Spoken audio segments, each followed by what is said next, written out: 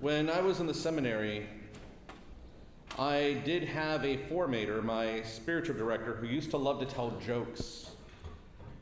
Of course, he's a Franciscan, and he said that the one thing the Franciscans never did properly was take out the Jesuits.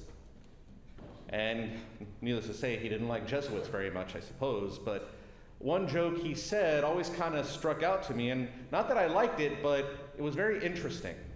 It was about prayer. The way the joke went is that a man goes up to a Franciscan and Jesuit priest, and he says, "Fathers, how many novenas do I have to do for God to grant my wish to give me a Lamborghini?" Well, the Franciscan, just in his humility, said, "What's a Lamborghini?" And the Jesuit said, "What's a novena?" Once again, I didn't get it at the time. I get it now, but the way he said it made me always think about prayer. Now, before I go into that, I want you to take the time to think about the going-ons of today's reading as we start to remember that this is the height of Jesus' ministry and his activities. It is during these times that he's also going places to rest, and today is no exception. You see, the area that Jesus goes to, the region of Tyre and Sidon, is one of the places where the Jewish people are the minority, especially compared to the Canaanites. However, even his reputation has reached these people because there's this Canaanite woman who's approaching him. She comes begging, and she's asking for help for her daughter. And although she's not one of the chosen people, she's still recognizing him as the Son of David, the Messiah, the Christ. And once again, she's begging him for help, so that way her daughter can be cured. Now, when we think back on this gospel reading today, it doesn't look like he wants to help her at first. But yet, he still takes the time to listen to her before he tells her that, he's not going to do it because it's wrong to give the food to the children, to the dogs. And he's even telling his disciples that he's only come to seek out the lost sheep of the house of Israel. But this is where things start to take a turn. We have to remember that Jesus came to save all men and women. And he has told his disciples on other occasions, "I have other sheep that are not of this fold. I must bring them also, and they will heed my voice. So there shall be one flock, one shepherd." If you don't believe me, look up John chapter 10, verse 16. But the very start of this mission does begin with his own people, the people of the house of Israel. But this Canaanite woman refuses to just give up, and she continues to beg him, to beseech him. Now, during Jesus' time, the Jews are often calling the pagans, like the Canaanites, they call them dogs, since a dog is an impure animal. This is why we think of Jesus' response as very harsh. It's not fair to take the food of the children and give it to the dogs. But the woman isn't offended, and she doesn't seem to hurt by this reply. She just repeats her petition, and even when faced with an insult, she still shows humility, and she obtains mercy. The perseverance of this woman is one who refuses to become discouraged, and it's a lesson of living faith and shown in deeds. It teaches us not to get discouraged when difficulties arise in life and to persevere in prayer, even when it seems that God is not listening. And it's this pain that the woman risks humiliation and rejection, and yet she still approaches Jesus with reverence, honesty, and humility. She is drawn to the light and is moved by the spirit of faith, hope, and courage. And Jesus' response to her tenacity is to praise her for her faith, and then he heals her daughter.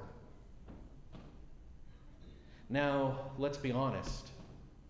How often do we think that life challenges us Do we kneel before God and ask him to help with an honest and trusting heart? Or do we attempt to bargain with him, saying, God, if you grant this prayer, I promise to do this? How often do we do that? Are we willing to expose to him our imperfections and admit that we need him?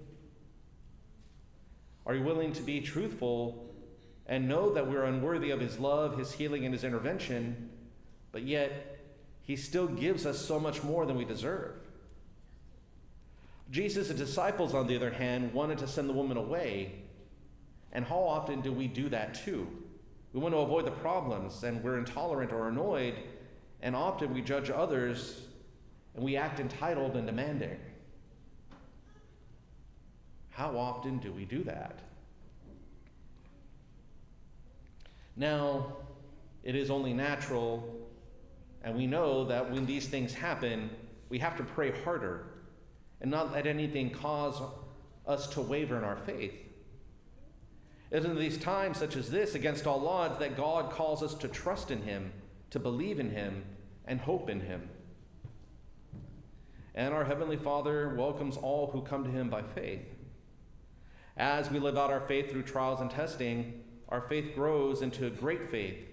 And this is something that Jesus commends, a great faith that invites us to come to him and empowers us to seek him every day and in every situation, and it enables us to trust him completely.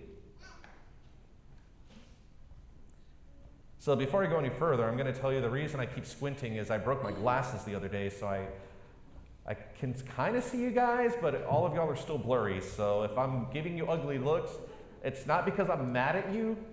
I just can't see you. I can hear you, though. So you've already heard me tell this story, but I'm going to tell it again. It's about my dad. You see, after my mom died, I saw a lot of things happen. He lost his sight. He started losing his ability to walk. And he was also suffering from dementia. But in those moments of clarity, he would say, I sure wish your mom would come and get me. And those of you who've heard this story know what I would tell my dad. Dad, it's been 5 years. You're a lot of work. Mom needs a break. He would laugh too. But whenever he was in those moments, he would say, I miss your mom. I wish you would come and get me. And the day that God called my dad home, I was able to tell him, Dad, I think mom's here for you. It's okay to go home now. Now, the other half of the story that some of you have heard is that during those 5 years, as my dad's health declined, my prayer, especially during Mass, was, God, heal my dad. God, let my dad see. God, help my dad walk again. God, make my dad whole. But after he was gone, I didn't know how to pray. And it was frustrating. Until 2 months later, that same formator, that same spiritual director, the one who told that joke to me,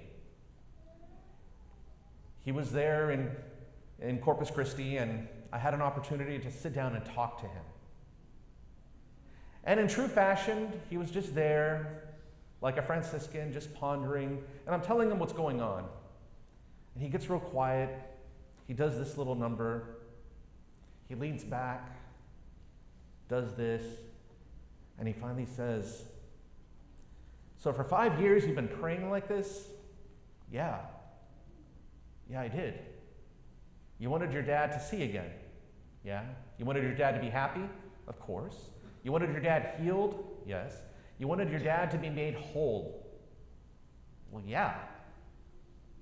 Well, wouldn't you say God finally answered that prayer? And it was like those moments where the light bulb just goes on. And I realized this man, in 10 minutes, was able to fix something that was going on in my life for a little over 2 months. And I realized God did grant the prayer. Maybe not the way I wanted, but in the way my dad needed. And that is something that, rather than be discouraged, I started to realize my dad felt whole when he was with my mother. He felt like more than half of him just disappeared after she went home. He was whole again. Prayer number 1 answered. The one thing my parents loved to do is they loved to dance when they could. One of the things he wanted so badly was for my mom to come and get him. His prayer was answered. But yet my dad was made whole. He could see my mom again. And I know that he's dancing with her. All the things that I wanted, the thing that I persisted in prayer for 5 years, was granted, once again, not the way I wanted, but in the way I needed. And rather than get discouraged, that same evening, when I went to prayer, I could only thank God that in my faith, my prayers were finally answered. Not the way that I wanted, but in the way my dad needed. But once again, how often do we get discouraged when God doesn't answer the prayers the way we want? How often do we get discouraged when we start to feel that God's not listening? And how often do we feel so dumb when we realize later he was listening the entire time, answering our prayers, maybe not the way we think we wanted, but in the way he knows we needed. And he does it all the time. Have you ever stopped to think about that? And yes, it can be a little frustrating because we think we know what we want, but if God knows us inside and out, he knows what we need. My brothers and sisters, we just need to pray harder and not let anything cause our faith to waver. The silence of God is not indifference towards us. The silence of God is still full of love and compassion. He knows us better than we know ourselves. And we can take a lesson from that same woman who used the phrase, Son of David. It's his title. It's made in an act of faith. But most importantly, when she says this, she's surrendering herself to him. And Jesus read that faith in her heart, and in silence, he showed her his love. And in love, he healed her daughter. My brothers and sisters, once again, you can go to God for anything. You might think he's not listening, but I promise you he is. But most importantly, never give up on your prayer. He will grant them. Maybe not the way you think you want, but he will answer you in the way you need.